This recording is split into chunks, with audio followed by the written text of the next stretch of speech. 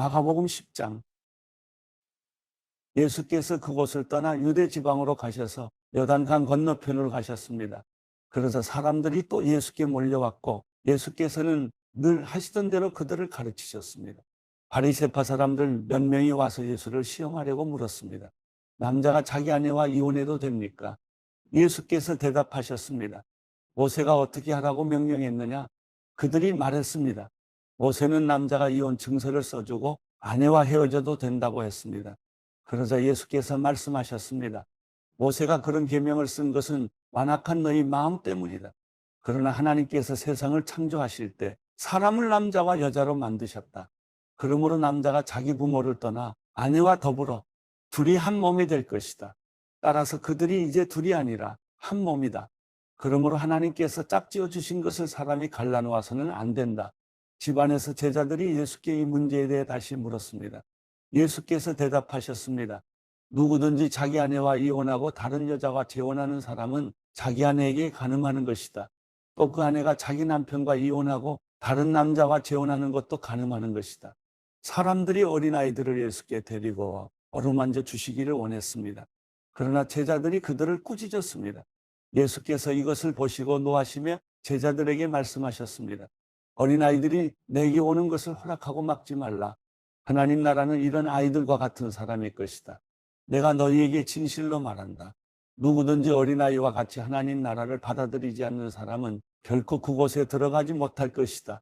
그러고는 어린아이들을 꼭 껴안아 주시며 손을 얹으시고 축복해 주셨습니다. 예수께서 밖에 나가려고 하시는데 한 사람이 예수께로 달려와 그 앞에 무릎을 꿇고 물었습니다. 선하신 선생님, 제가 영원한 생명을 얻으려면 어떻게 해야 합니까? 예수께서 대답하셨습니다. 내가 왜 나를 선하다고 하느냐? 오직 하나님 한 분 외에는 선한 분이 없다. 내가 살인하지 말라, 간음하지 말라, 도둑질하지 말라, 거짓 증언하지 말라, 사기치지 말라, 부모를 공경하라는 계명들을 알고 있을 것이다. 그가 말했습니다. 선생님, 저는 어릴 때부터 이것들을 모두 어김없이 지켜왔습니다. 예수께서 그를 쳐다보고 사랑스럽게 여기시며 말씀하셨습니다. 내게 한 가지 부족한 것이 있다. 가서 내가 가진 것을 모두 팔아 가난한 사람들에게 나눠주어라. 그리하면 하늘에서 보물을 얻게 될 것이다. 그리고 와서 나를 따라라. 이 말씀을 듣자 그 사람은 무척 근심스러운 얼굴로 슬퍼하며 떠나갔습니다. 그가 대단한 부자였기 때문입니다. 예수께서는 제자들을 둘러보시고 말씀하셨습니다. 부자가 하나님 나라에 들어가기가 참으로 어렵다. 제자들은 예수의 말씀에 무척 놀랐습니다. 그러자 예수께서 다시 말씀하셨습니다. 얘들아, 하나님 나라에 들어가기가 얼마나 어려운지 부자가 하나님 나라에 들어가는 것보다 낙타가 바늘길을 지나가는 것이 더 쉽다. 제자들은 더욱 놀라서 서로 수군거렸습니다. 그러면 도대체 누가 구원받을 수 있다는 말인가?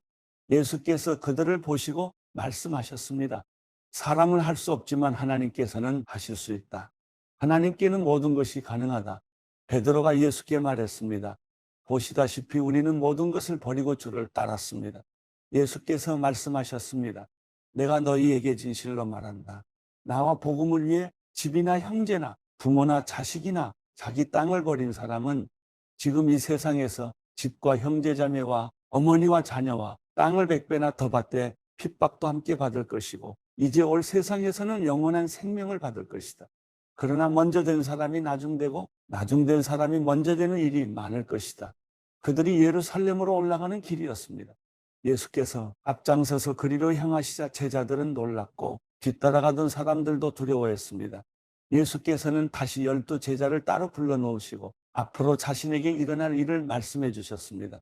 우리는 지금 예루살렘으로 올라가고 있다. 인자는 배반당의 대제사장들과 율법학자들에게 넘겨질 것이다. 그들은 인자를 죽이기로 결정하고 이방 사람들에게 넘겨줄 것이고 이방 사람들은 인자를 조롱하고 침을 뱉고 채찍으로 때린 뒤 죽일 것이다. 그러나 3일 만에 그는 다시 살아날 것이다. 그래서 세베대의 두 아들 야고보와 요한이 예수께 다가와 말했습니다. 선생님, 저의 소원을 들어주시기 원합니다. 예수께서 물으셨습니다. 내가 너희에게 무엇을 해주었으면 좋겠느냐? 그들이 대답했습니다. 주께서 영광의 자리에 앉으실 때 저희 중 하나는 오른편에 하나는 왼편에 앉게 해주십시오. 예수께서 그들에게 말씀하셨습니다. 너희가 지금 무엇을 구하고 있는지 알고 있느냐? 내가 마시는 잔을 너희가 마시며 내가 받는 세례를 너희가 받을 수 있겠느냐? 그들이 대답했습니다. 할 수 있습니다. 예수께서 그들에게 말씀하셨습니다. 너희도 정말 내가 마시는 잔을 마시고 내가 받는 세례를 받을 것이다. 그렇지만 내 오른편이나 왼편에 앉는 것은 내가 정해주는 것이 아니다. 그 자리는 미리 정해놓은 사람들에게 돌아갈 것이다. 다른 10명은 이 말을 듣고 야고보와 요한에게 분개했습니다. 예수께서는 그들을 함께 불러놓고 말씀하셨습니다. 너희도 알듯이 이방 사람의 통치자라는 사람들은 백성들 위에 군림하고 그 고관들도 권력을 행사한다. 그러나 너희는 그렇게 해서는 안 된다. 오히려 누구든지 너희 중에서 큰 사람이 되고 싶은 사람은 너희를 섬기는 자가 돼야 하고 누구든지 으뜸이 되려는 사람은 모든 사람의 종이 돼야 한다. 인자 역시 섬김을 받으러 온 것이 아니라 섬기러 왔고 많은 사람들을 구원하기 위해 치를 몸값으로 자기 생명을 내어주려고 온 것이다. 그들은 여리고로 갔습니다. 예수와 제자들이 많은 사람들과 함께 그 성을 떠나려는데 디메오의 아들 바디메오라는 눈먼 사람이 길가에 앉아 구걸하고 있다가 나사렛 예수라는 말을 듣고 소리치기 시작했습니다. 다윗의 자손 예수여, 나를 불쌍히 여겨주십시오. 많은 사람들이 그를 꾸짖으며 조용히 하라고 했습니다. 그러나 그는 더욱더 큰 소리를 질렀습니다. 다윗의 자손이여, 나를 불쌍히 여겨주십시오. 예수께서 걸음을 멈추시고 말씀하셨습니다. 저 사람을 불러오너라. 그러자 그들이 그 사람에게 말했습니다. 안심하고 일어나라. 예수께서 너를 부르신다. 그는 겉옷을 던져버리고 벌떡 일어나 예수께로 갔습니다. 예수께서 그에게 물으셨습니다. 내가 무엇을 내게 해주기 원하느냐? 앞을 못 보는 사람이 대답했습니다. 선생님, 제가 보기를 원합니다. 예수께서 말씀하셨습니다. 가거라. 내 믿음이 너를 구원했다. 그러자 그 즉시 그는 보게 됐고 예수를 따라기를 나섰습니다. 마가복음 11장.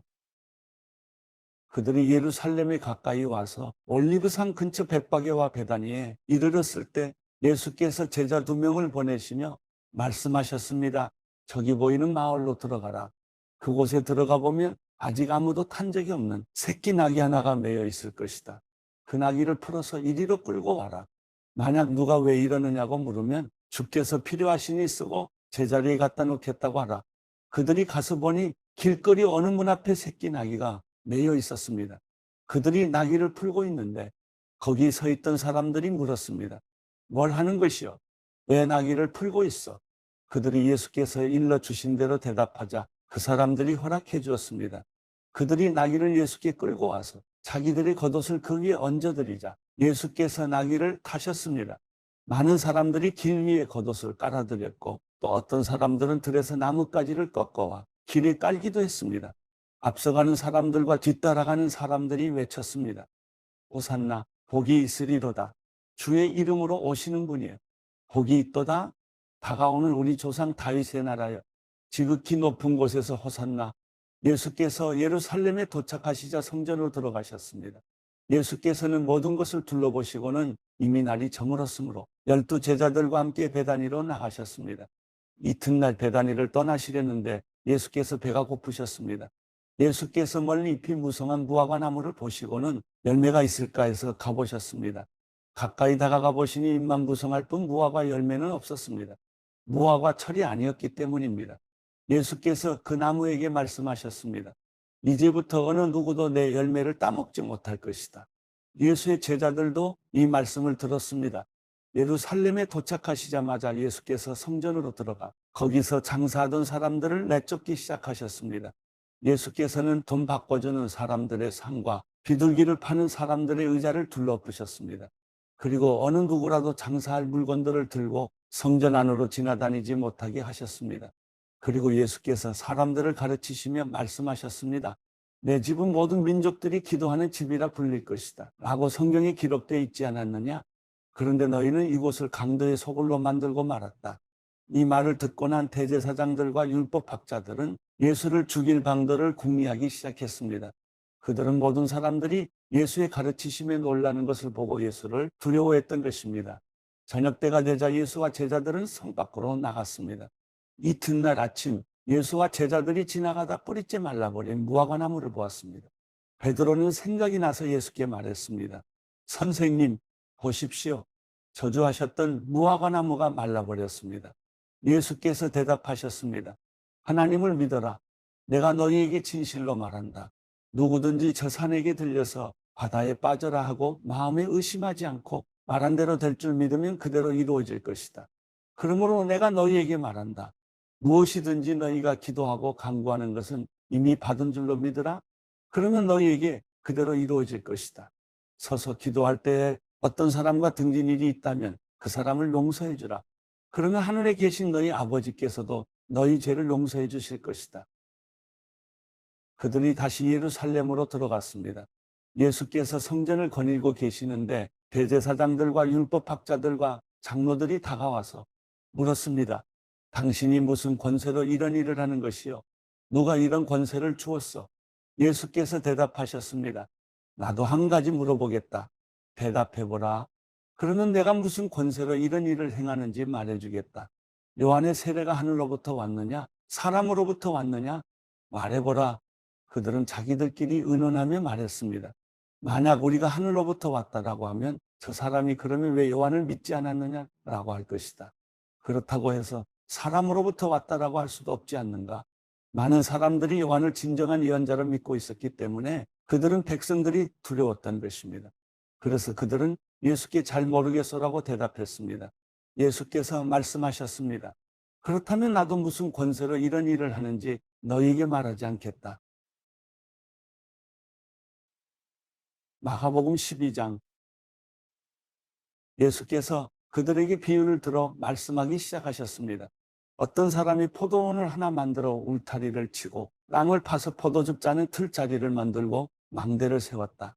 그러고는 어떤 농부들에게 포도원을 세주고 멀리 떠났다.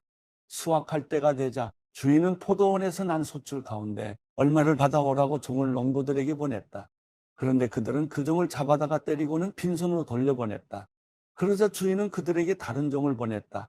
그러나 그들은 그 종의 머리를 때리고 모욕했다. 주인은 또 다른 종을 보냈지만 그들은 그 종을 죽여버렸다. 그러고 나서도 주인은 계속해서 다른 종들을 많이 보냈는데 농부들은 그 종들을 때리고 더러는 죽이기도 했다. 주인에게는 이제 단 한 사람, 바로 사랑하는 자기 아들이 남아 있었다. 그는 마지막으로 아들을 보내면서 그들이 내 아들은 존중하겠지라고 말했다. 그러나 농부들은 자기들끼리 수근거렸다. 이 사람은 상속자다. 가서 그를 죽이자. 그러면 그 유산은 우리 차지가 될 것이다. 그리하여 농부들은 아들을 데려다가 죽이고 포도원 밖으로 내던져 버렸다. 이렇게 되면 포도원 주인이 어떻게 하겠느냐?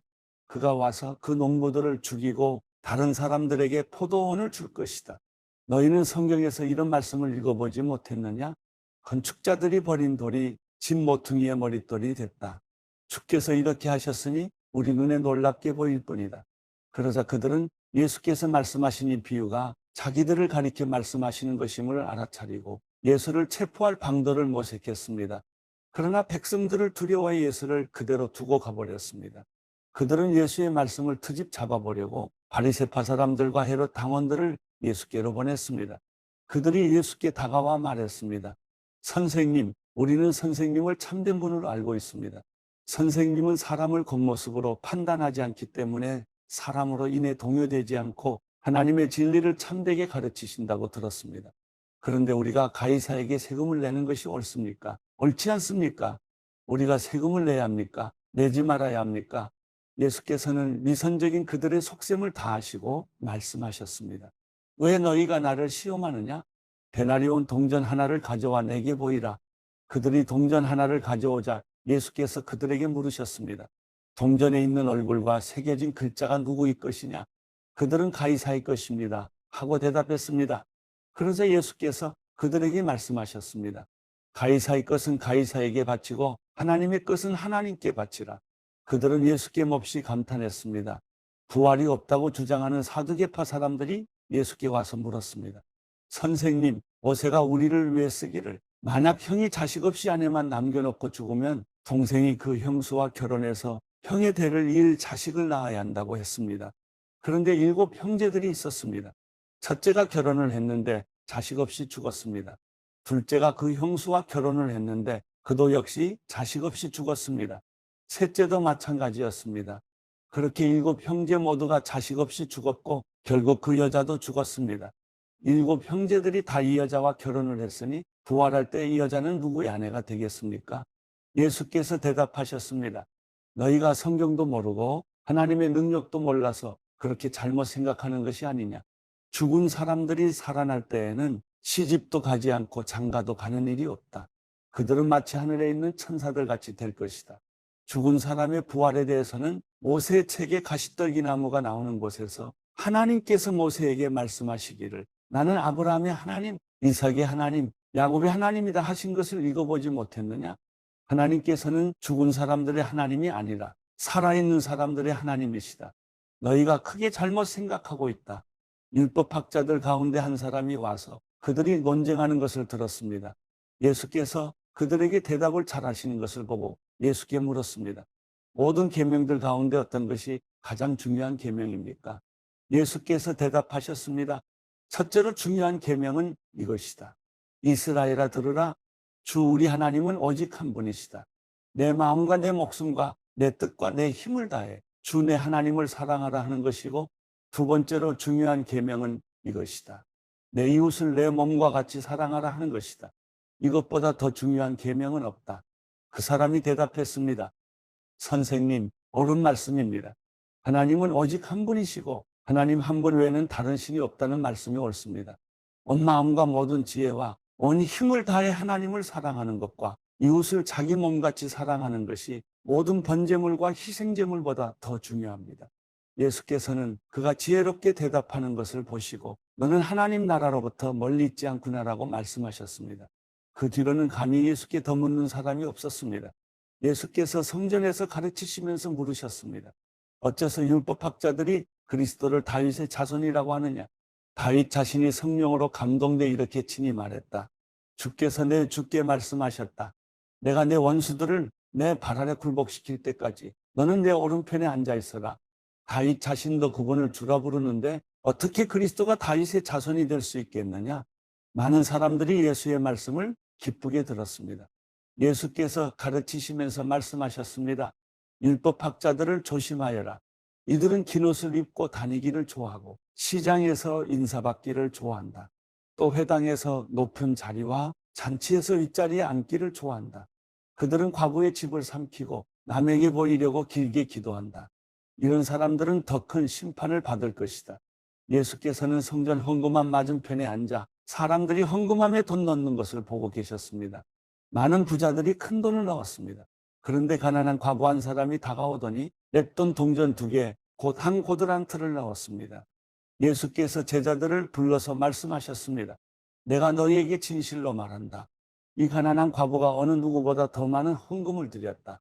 그들은 모두 풍족한 가운데서 드렸지만 이 여인은 가난한 가운데서도 자신이 가지고 있던 모든 것, 곧 자기 생활비 전부를 드렸다.